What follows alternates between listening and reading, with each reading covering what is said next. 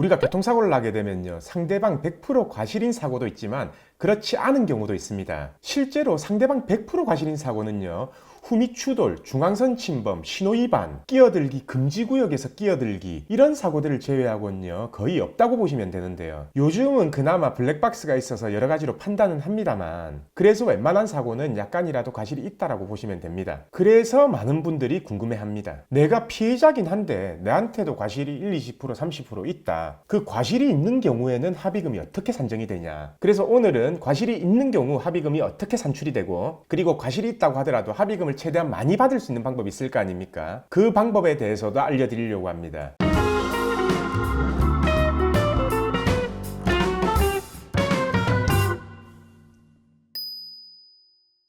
안녕하세요. 매일 새로운 정보를 드리는 채널 보상가배상TV입니다. 매일 제가 새로운 정보를 업데이트하고 있으니까 구독과 좋아요, 알림 설정은 꼭 부탁드립니다. 우선 사고가 났을 때요, 내가 과실이 있으면은 내가 받을 수 있는 합의금의 모든 항목에서 전부 다 과실이 상기된다 라고 이렇게 생각하시면 편한데요. 그럼 우리가 받을 합의금의 항목이 뭐냐면요, 첫 번째로 우리가 부상 정도에 따른 위자료가 있죠. 그리고 두 번째가 뭐가 있습니까? 바로 휴업손해에 대한 일실수입, 그리고 세 번째 장애가 발생했다면 장애 기간의 일실수입, 그리고 네 번째가 합의 이후에 발생되는 치료비, 즉 향후 추정 치료비, 그리고 마지막으로 다섯 번째가 내 손에 직접 들어오지는 않지만 보험사에서 병원으로 지불한 치료비. 크게 보면 이 다섯 가지 항목에서 전부 다 해서요, 과실이 전부 다 빠진다고 생각하시면 됩니다. 그러면 제가 또 실제로 몇 개를 예를 들어봐야 되겠죠. 자, 예를 들겠습니다.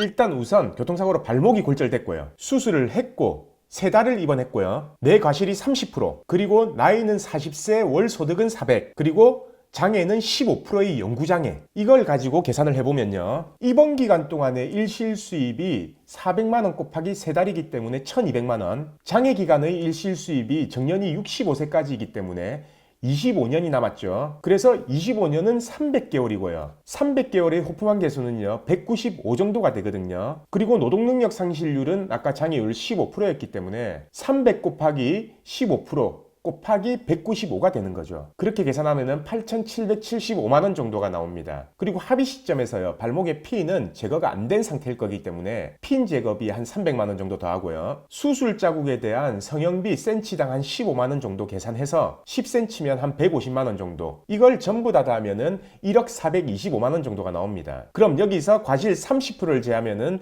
7,300만원 정도가 나오는 거죠. 근데 제가 여기서 계산 안 한 게 두 가지가 있죠. 바로 위자료랑 보험회사에서 병원으로 바로 지불한 치료비, 이 두 개는 계산을 아직 안 했습니다. 위자료는 1억에 15% 아까 1,500만원이 책정이 되는데요. 근데 1,500만원 중에 과실 30%를 빼면 1,050만원이잖아요. 근데 보통 법원에서는요, 위자료를 산정할 때는 과실을 전부 다 참작을 안 해요. 이거는 너무 과하다라고 해서 과실의 60% 정도만 참작을 하게 됩니다. 그러니까 실제로는 30%를 참작하는 게 아니라 18%를 참작하게 되는 거죠. 그래서 위자료가 한 1230만원 정도가 계산이 됩니다. 그래서 결국은 손해배상액은 아까 계산한 7,300만원 그리고 위자료 1,230만원을 더해서 8,530만원이 되는 겁니다. 근데 아까 보험사에서 병원으로 바로 지불한 치료비 있죠. 그 중에 30%도 내 과실만큼은 빼야 될 거 아닙니까? 수술하고 한 두 달 입원했으면 한 대략 1,000만원 정도 나오거든요. 그러면은 한 300만원 정도는 아까 이 합의금에서 빼야 되기 때문에 결론적으로는 8,230만원 정도가 되는 거죠. 이제 과실이 있는 경우에는 어떻게 계산이 되는지는 대략적으로는 아시겠죠? 보험사에서는요, 과실이 많으면 오래 입원하면 할수록 합의금이 줄어든다, 이런 소리를 하잖아요. 근데 그 보험사가 하는 그 말은요,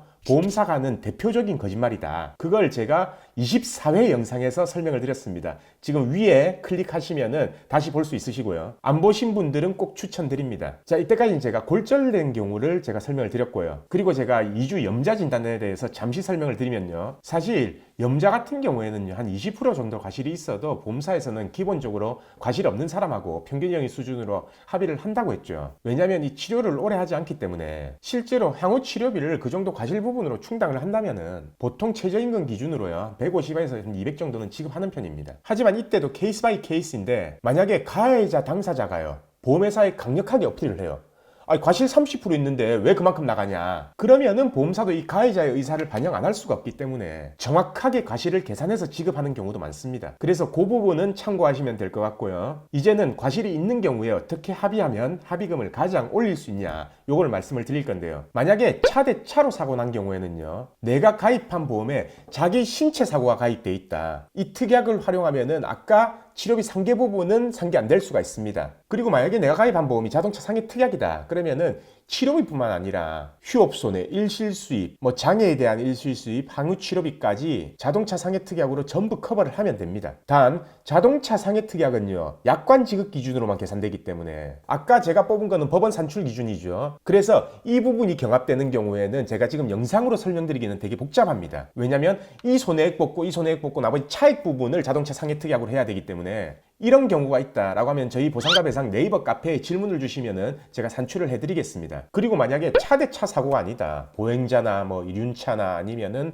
자전거 아니면 전동 킥보드 사고, 이런 경우에는요, 이런 자기 신체 사고 특약이나 자동차 상해 특약이 없기 때문에 사실상 자동차 보험처럼 이렇게 내 보험 특약으로 처리할 수 있는 것은 없다고 봐야 됩니다. 그리고 또 하나, 이런 궁금증을 가지고 계신 분들이 있을 거예요. 어디서 들은 것 같은데 치료비 부분은 아무리 내가 과실이 있어도 자동차 보험 가해자 쪽이나 아니면은 자동차 보험 쪽에서 전부 다 해준다고 들었는데, 근데 과실만큼 치료비를 빼야 되냐, 이거에 대한 질문을 하시는 분이 있을 건데요. 그거는 어떤 경우냐면요, 내가 과실이 훨씬 더 많아서 받을 합의금보다 치료비가 훨씬 더 많이 나가게 되는 경우, 이 경우는 자배법에 의해서 치료비는 끝까지 해줘라 라는 게 우리나라 법령으로 규정이 되어 있습니다. 실제로 내 과실이 만약에 90%잖아요. 그러면은 자동차 보험에서 지불 보장한 치료비의 90%는 내가 내야 되는데, 그걸 계산하면은 실제 내가 받을 합의금보다 만약에 치료비가 더 많이 나왔다. 그러면은 합의를 하지 말고 끝까지 치료를 받아도 이게 수억이 나오든 수십억이 나오든 끝까지 자동차 보험에서 해준다라는 거죠. 하지만 이런 경우 말고는 일반적으로 우리가 합의금을 받는 경우에는요, 치료비 상계는 된다라고 생각하시면 됩니다. 자, 이제 다들 과실이 있는 사고의 경우에도 어떻게 계산되고 어떻게 합의하면 되는지 이해가 되셨죠? 그럼 오늘 주제는 여기까지 하고요. 내일도 새로운 주제를 가지고 오겠습니다. 오늘 영상 끝까지 봐주신 구독자분들께 감사드립니다.